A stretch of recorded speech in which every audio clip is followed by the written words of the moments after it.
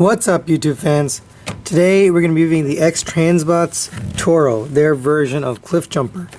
I got this about a week ago and I just haven't had time to review it.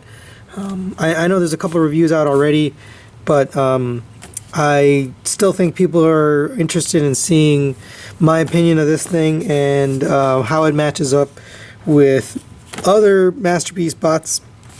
So let's get into it. The box is not bad. You know, it's got the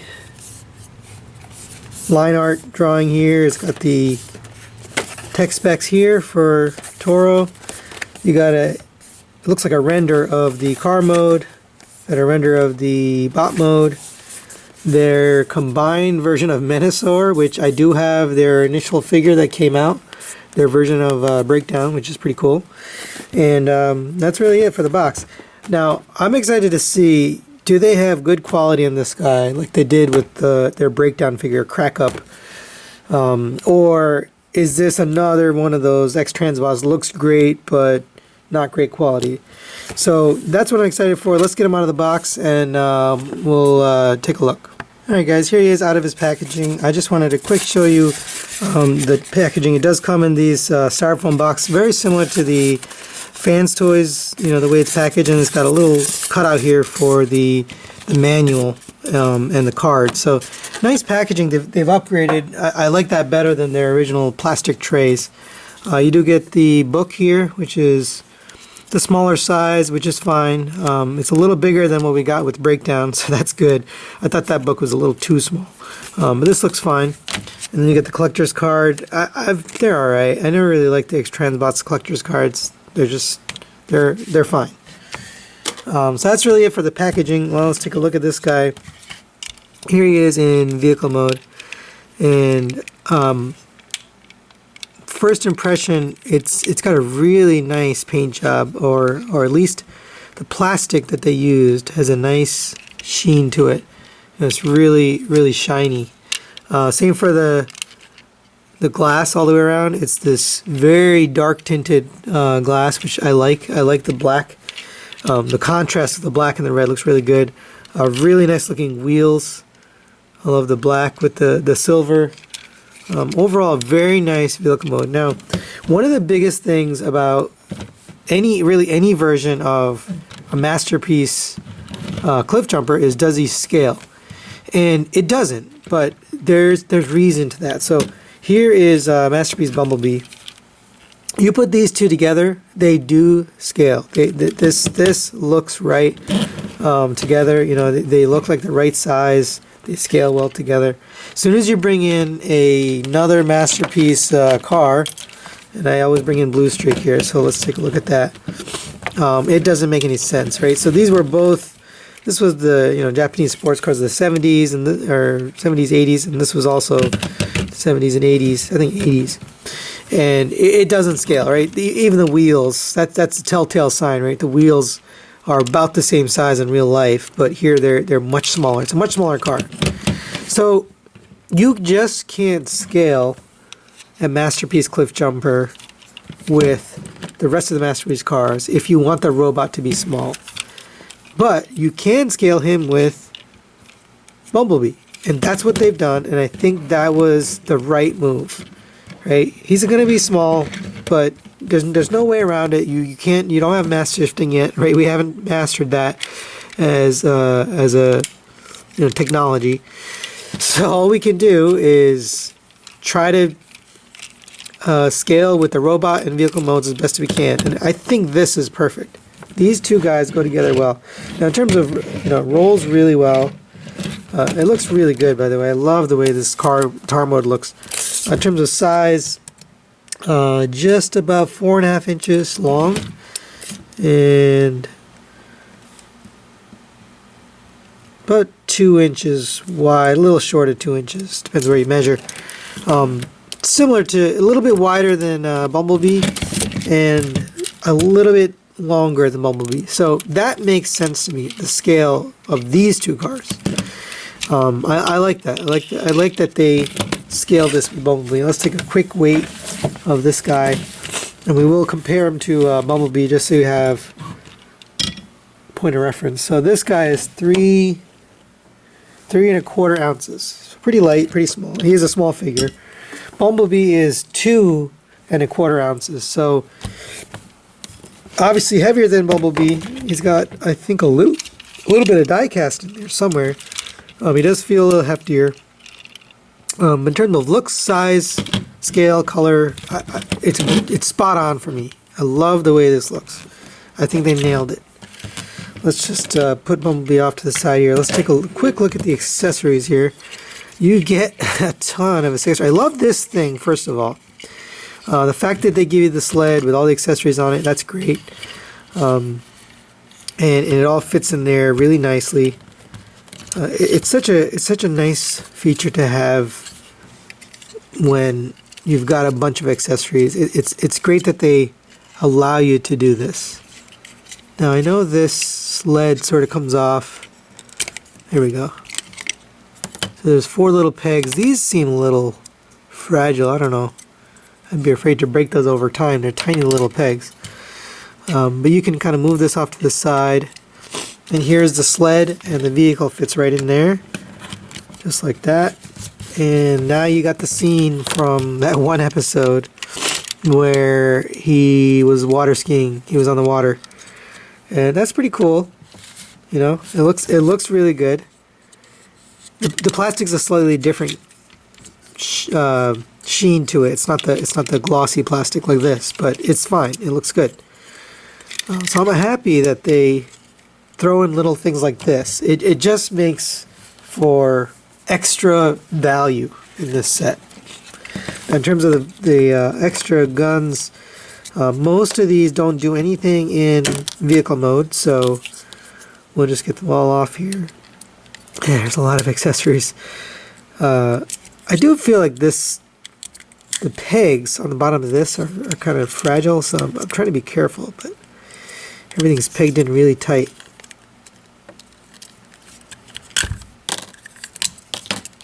There you go. So we got everything off. These do have nice paint on them, so that's good. But I was trying to get to these parts here. So you've got this little gun, this little antenna. Oh, we have this thing on the back too. All right, we got everything off. I think that's it. So we'll put this to the side. Now these two actually mount in vehicle mode. So there's a little triangular peg on the bottom that fits right into the hood here. Or maybe it doesn't fit. Let's see. Huh. Let's take this off for a second. Yeah, so this doesn't really fit well. I don't know if this is my copy or just a general problem, but oh, there we go. It kind of fits. So you can have him like he looked in that one scene from one episode where he had the little gun. It doesn't stay in that well. Now here's the other one. This is the little antenna, and it goes in the same little slot. And that one doesn't really fit that well either. I mean, it's all right. I don't mind, by the way. That's nearly unnoticeable. When you have the car laying flat, you know, you really can't notice this. It's not a big deal. I saw some other reviewers made an issue of that. For me, it doesn't bother me at all, having that little tab in there. But what does bother me is these weapons don't stay. They fall out. That's just tolerancing. You know, they didn't do a good job of tolerancing. But it's nice that you can do that. Now, let's put those off to the side. It does look like these headlights are meant to be popped up, but looking at the figure, there's no way to get them up. So I think they were initially thinking of designing it with pop-up headlights, and then they decided, yeah, it's too small, too easy to break, and then they stopped it. I think I saw that in the 529 Robots video. That's the actual designer of this guy. So I think they changed their mind on these, but that's fine. It looks kind of cool. It looks like it could pop up. The vehicle itself is just beautifully detailed. I love the paint. I love the little bumper details right here, the paint on the front. The lights on the back are like perfectly done. It looks exactly like the Porsche that this is modeled after. And I like this car a lot. You know, I'm a big car guy. Granted, not the right scale with the rest, but looks great with Bumblebee. So perfect for me. Everything about this car is great. These side mirrors do seem a little fragile. I mean, I haven't broken it or anything, but they're on a little thin piece of plastic. I just want to be careful there. But everything about car mode, I love. I have no problem whatsoever with car mode. Great look to it. So let's put all this stuff to the side, and we'll get this guy transformed into robot mode, and we'll be right back.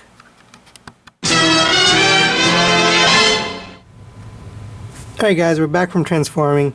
Very nice and intuitive transformation on this guy, not like past X-Transbots figures. Really easy and fun to transform. It was very reminiscent of this guy. There's a lot of design cues borrowed from Bumblebee, especially the legs, the feet. I mean, that's almost an exact copy of the design. It's very similar. Yeah, the legs in general. The arms, again, very similar to this guy. The back is a little different. You know, you do have a lot of stuff back here, but I mean, who's looking at the back of their figure?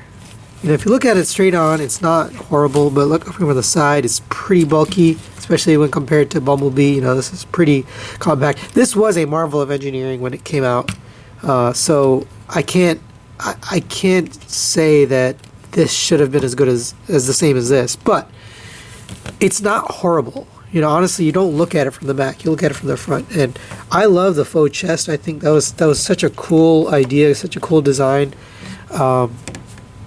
I don't know, I don't have any issue with the faux part. Well, with that being said, you know, this is not a perfect figure. There's a couple things that bother me, but they're not big deals. So the first one is obviously the backpack. You know, pretty bulky, pretty big. But again, I can kind of overlook that because you don't really look at the figure from the back. The other thing is the face. So if you just look at these two figures up close, it kind of looks like his face is squished, or it's too small. Maybe just the head overall, the whole head sculpt is too small. And you know, when you compare these two, that kind of stands out. When you have these two guys next to each other, his head does seem a little small. But with that being said, it's not a bad head sculpt. You know, it's pretty good head sculpt. You do have, I think it's a swivel. Oh, it's kind of a weird joint actually. Yeah, I don't know. I've never seen a joint like this. I don't even know what it is. It sort of seems to get stuck. But he does have plenty of motion. You know, can go look up, down. Now when he's straightforward, it's hard to make him look up and down. But he's got some good motion. They probably would have been better off with a joint like this that Bumblebee has. Just a little bit better design. So that's one of the issues, is the head. The face sculpt is okay, but the size of the head and then the joint for the head is not great. The other thing, and then one thing I thought I wouldn't like, but I don't really mind at all, is having the top of the windshield right here. It straight on, it doesn't bother me. From the top, it doesn't really bother me. It's only from the side view that it's an issue. But who's looking at it from the side, right? You're going to pose your figure from the front. So that's not a problem. Same with these arm panels, the gaps. This guy had a gap too. These are on the back of the figure, so not a big deal. You know, that's not a problem for me. A lot of people are complaining about these panels right here, saying that they were loose or they didn't tab in. Bumblebees weren't, you know, that much more secure. You know, because these are the tolerances on these are nice and tight. They don't flip out or fold out on you. They stay. I mean, this is solid. Nothing's moving on it. So I have no problem with a lot of the stuff I heard other reviewers talking about. Let's get his weapon in here so we can take a look. He's got tons of weapons. So you got 3 different blasters here. 1, 2, 3.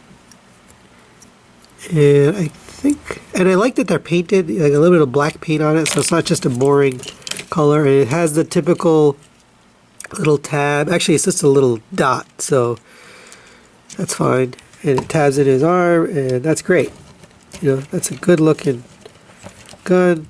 Now let's take a look at another weapon. Here is his little arm cannon, and that's pretty cool. I love that they included that. And there you go. There it is. And that one.